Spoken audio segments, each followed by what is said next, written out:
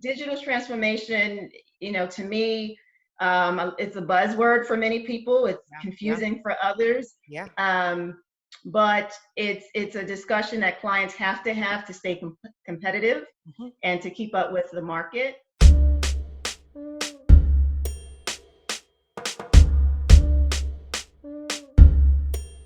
Welcome to the Rozy Effect, where I give you the keys to lead digital transformation. I'm your host, Rozy Amponsa. Today's guest is extraordinary as it comes, Jalila Smith. She's an accomplished IT sales executive, community leader, and creative artist. I mean, talk about using both sides of your brain and excelling at it. I am very excited about the conversation today. Let's just get into it.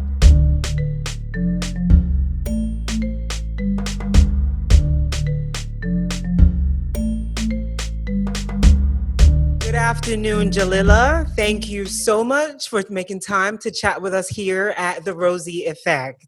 Thank you for having me. Absolutely. Would you like to share a bit about your background, introduce to our audience on the amazing work that you've been doing with digital transformation with software sales? I'll leave the stage for you. Okay, thank you, Rosie. So a little bit about me. I have been an IT sales executive for 15 years. Prior to that, I was an engineer. I was one of those people who they say went to the dark side of sales, which has been very enlightening for me personally. As far as what I do, I'm mostly, I've worked in a whole gamut of IT sales positions. So I've been a hardware seller, software seller. I've been a client exec, and right now I'm an AE, an account executive, where I am responsible for the whole portfolio for my company. So I've played a number of roles in IT, and I've worked in public sector, and now I'm in corporate, working with corporate clients. Mm, And digital transformation, to me, it's a buzzword for many people. It's yeah, yeah, confusing for others. yeah. Um, but it's a discussion that clients have to stay competitive Mhm. and to keep up with the market. For a lot of people, it's as simple as going to a cloud strategy and starting out that way. I've had a number of clients first virtualize the environment and then take it to the cloud.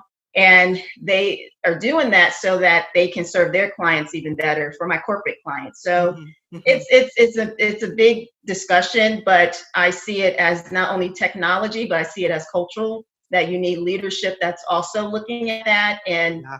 from their perspective, because you can have all the transformation as you want, but you have to have leadership supporting that. Oh If man, not, you're not going to go as far as you can. So, exactly.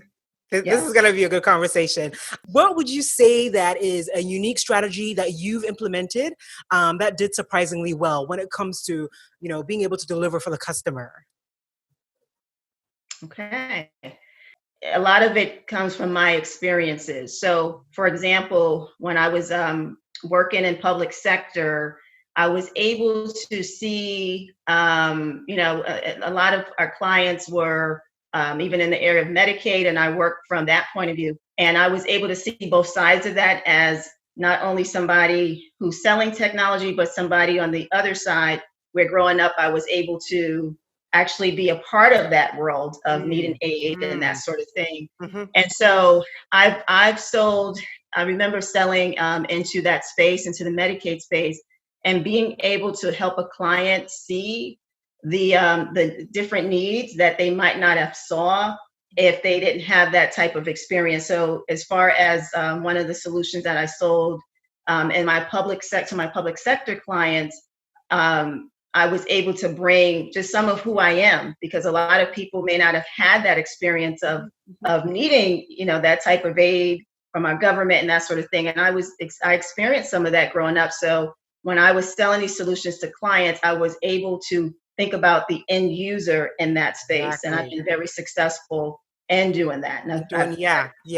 And that's what I love about the richness of your experience, because being able to understand that end consumer that the solution is actually going to impact is highly valuable, right? Because if you just implement it on a solution, we've seen cases where, institutions are unfortunately leaving out maybe a demographic on the solution they implemented because they didn't have someone like you to really lead them through what that journey looks like and really encapsulating all the different patient groups that they might have or that they cater to. So I definitely see the value there. Let's delve a bit deeper into, you've worked with different leaders across industries. What are some of key or a few sort of success metrics that leaders either share with you or that they're looking for, that they need to be looking for in order for them to measure, success when it comes to the transformation that they're looking to go on? Okay, so I'll tell you more about a recent experience.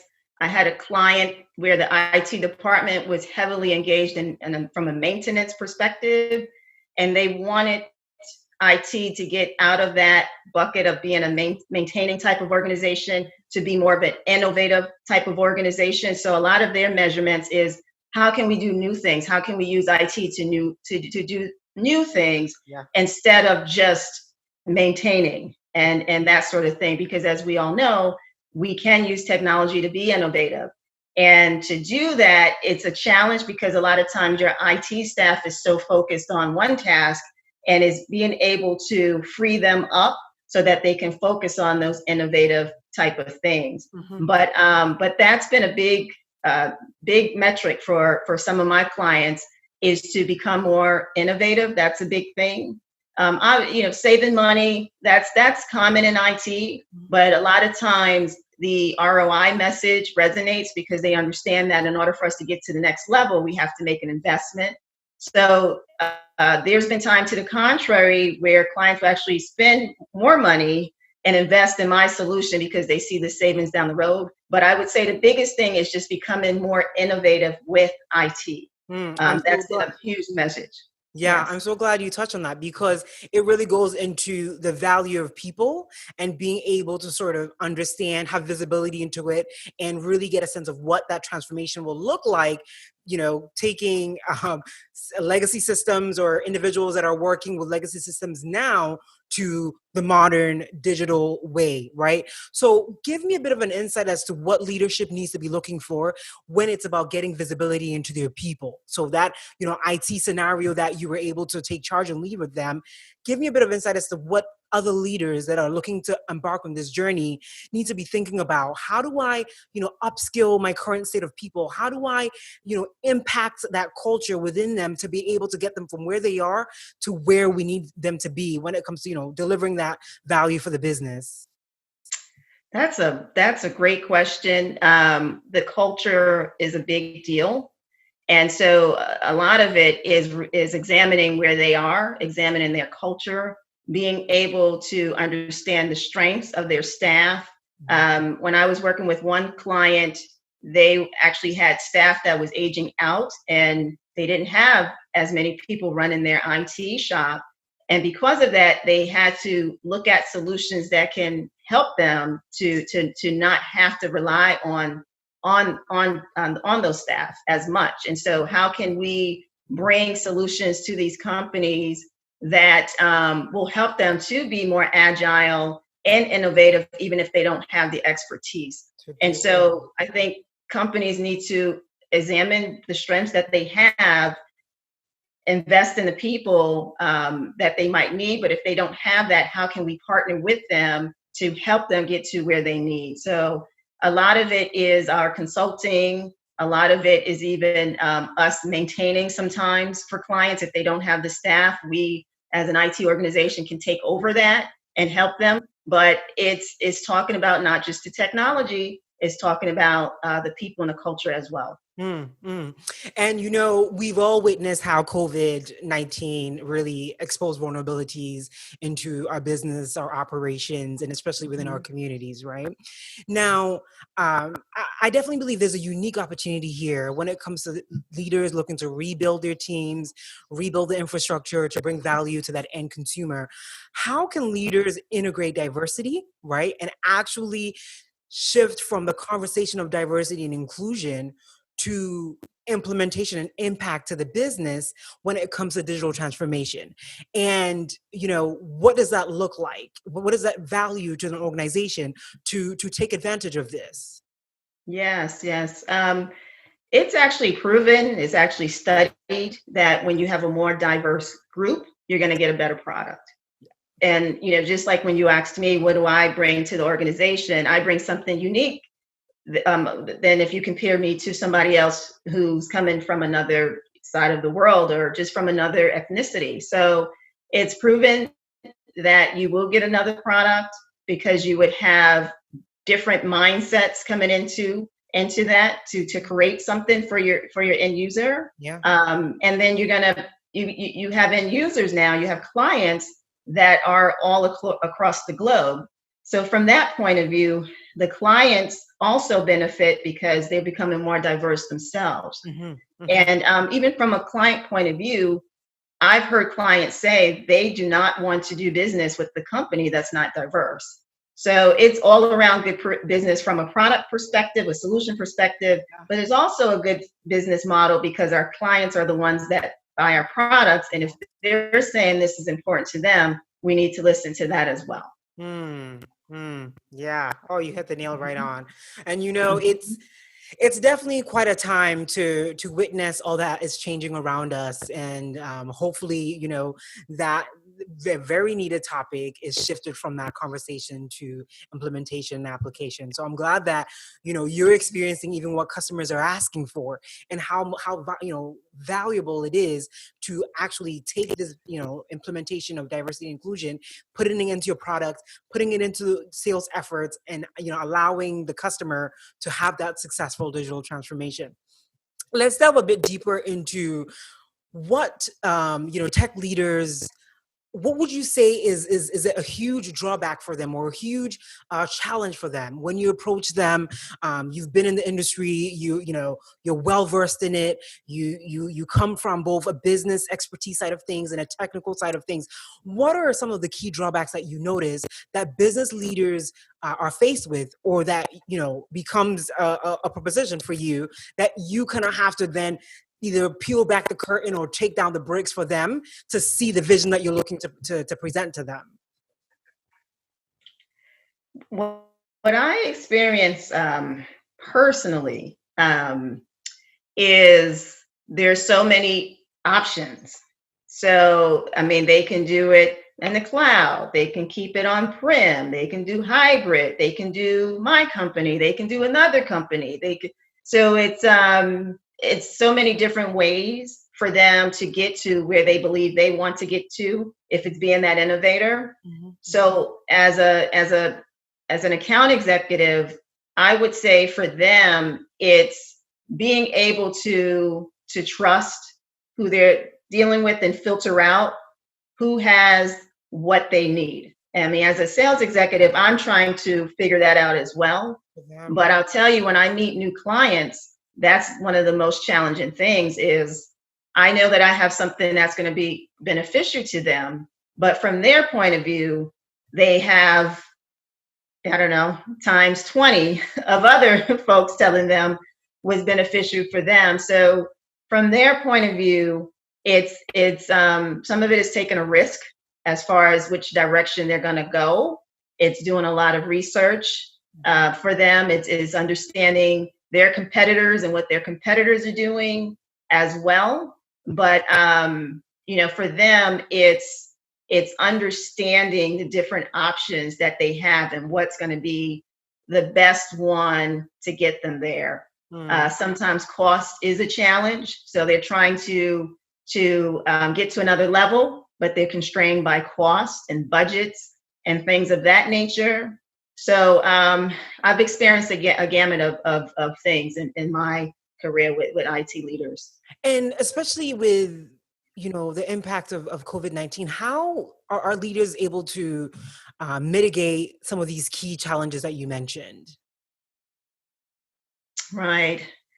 Rozy, that's a great question. What I've seen with some of my client sets, what we've seen across the board, but I have clients that had to totally shut down some of their operations because of COVID. Yeah, yeah, But we've also seen within our business an opportunity because of COVID as well. And I think that right now people are thinking more outside the box as far as when it comes from working from home and things of that nature, or just their business models are changing. absolutely. And I believe that they're even seeing growth even within that. Mhm. So with COVID, like I said, I've seen both sides. I've seen business go awry and companies struggle, and then I've seen businesses do things different and starting to see even incremental progress in areas that they didn't think about before because we are working from home. Yeah, yeah. Let's go back to the value of culture when it comes to organizations taking on new technology, to achieve that digital transformation they're looking for. How does culture really play a role when it comes to business transformation? And how does an organization go about focusing on culture to be able to deliver that successful transformation they're looking for? I spoke to a CIO recently. I started to do these CIO interviews, and there was a CIO who said to me that adopting new technology, new ways of thinking, it's a big risk for us. Yeah. It's a big risk. And for us to go with someone that they don't know is stepping out and putting their necks on the line.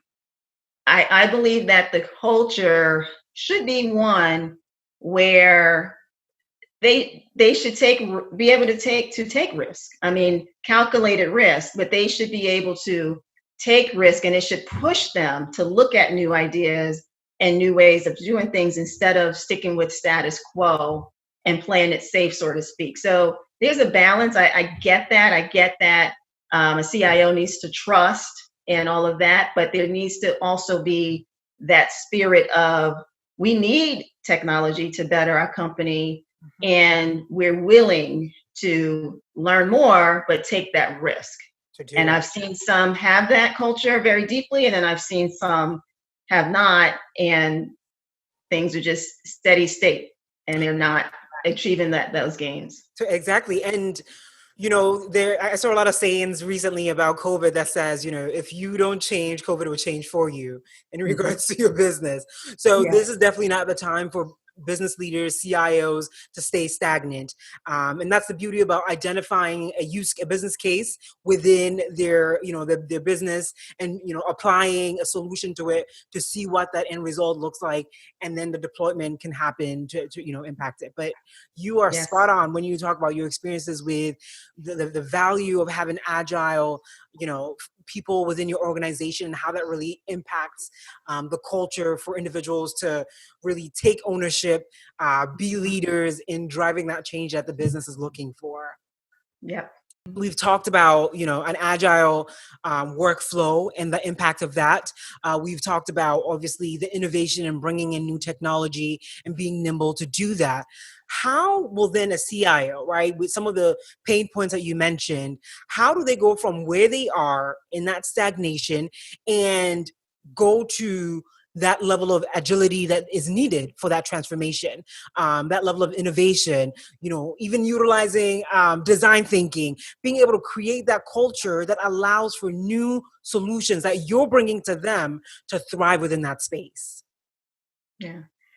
It starts with that CIO first being that. Hmm. If they're not going to be that from the higher point of leaderships within the IT organization, it's going to be difficult to pass that down. Hmm. Not to say it's impossible, but the CIO themselves has to be that type of person or become that type of person and see the value of doing the research, of being on the cutting edge, being a part of organizations or groups that are with other CIOs to understand who in their industry is doing what. So they're going to have to be in the know to pass that type of culture into their organization. If not, it's a little bit difficult to not have that from a leadership perspective. But there's so many different groups, like within healthcare. There's so many different IT groups where they can get together, share synergies, share best practices, share what technology is helping and that sort of thing, but they have to make sure that they're involved in those kind of groups, discussions, etc. And being able to bring that into their IT organization, so everyone is constant. IT, as we know, technology evolves so fast. Yeah. So as technology is evolving, people have to evolve to keep up with those changes. And so I think it's just having that type of organization that's constantly growing and changing. And people are being developed and that sort of thing. And they have to implement that from the top down. I love how you really emphasize on that, what it means when you're talking about that transformation, the impact on, looking at the people, what it means going from top down, the leadership getting buy-in to be able to transform that. This has been an amazing conversation. Your expertise within the field of sales, technical, and really bringing it together to bring value to your customers. I always get excited when I meet folks that are just killing it in this space and helping other tech leaders lead their digital transformation. Where can we find you so we can, snoop in on more of the amazing work that you're doing with business leaders? You can find me on LinkedIn. I'm Jalila Smith. I would say that's the best place to reach out. Yes. Awesome. Thank you. And, I need to put a little plug in here because I know that you are low-key an artist and you've had some pretty amazing things happen. So I want to just touch on this literally really quickly because, when we talk about technology, we might think it's just black and white. But the beauty about how, even looking at how now ecosystems are blending in, business models are changing, the value of the person really representing an organization and delivering value to the customer is just an amalgamation of so many skill sets. So why don't you just give me a little taste of the skill that you have, because I don't use, I don't work on both the technical side and the artistic side, but you have that down to a T, and I just want to hear something from you. Okay. Thank you. It's funny. I always been a creative spirit. I always wrote when I was growing up. I write poetry. I used to rap, and I still do. And a great story at my current company. I actually wrote an original song for our company. I was sent to Beijing to perform it. I love that side of me. I've actually used my song to get meetings with clients. I used it for that purpose. And what I see is that the world has become more diverse. The world has, as far as hip hop and even rap music and that sort of thing, I see commercials and I see people using that even for technology, for anything. And one day I said, hey, I want to partake in this because this is what I do for a living, but this is what I do just for my passion. And I decided to merge that, which was a risk, but I think it was a good risk to do. And it's something that I want to do more of because I do see artists and that type of vehicle being used to promote technology. And since I do both, here you go. I want to give it to you. So it's been a fascinating experience from that point of view. Oh man, you guys have to check her out on LinkedIn. Get a little peek of just the way she brings her full self into the work that she delivers for customers. And I am so excited to continue to, see how you bring these two together. And you hit the nail right on, because at the end of the day, the end consumer that is being, the solution is serving the next generation of customers, they're diverse. So as you said, you're seeing ads and different processes where they need to be able to tap into the consumer that they're serving. And so you being able to bring those two sides together and deliver value to the customer, yes, that is literally where the shift is happening, and that's where the value lies. So Jalila, this has been an amazing conversation. It's always a pleasure to have, a chance to chat with you. So thank you so much for your time. Thank you so much, Rozy. This was great. I love this. All right. Until then. All right. Hello, leaders. This has been an amazing conversation. Thank you so much for listening and watching to the Rozy Effect Show. As you already know, if you haven't already, run to the rozyeffect.com. That is TheRozyEffect.com and subscribe, because I don't want you to miss out on exclusive insights that I have with conversations with visionary leaders leading the charge when it comes to digital transformation. This is our era to create that change. You don't want to miss out. Until next time, I'm your host, Rozy Amponsa.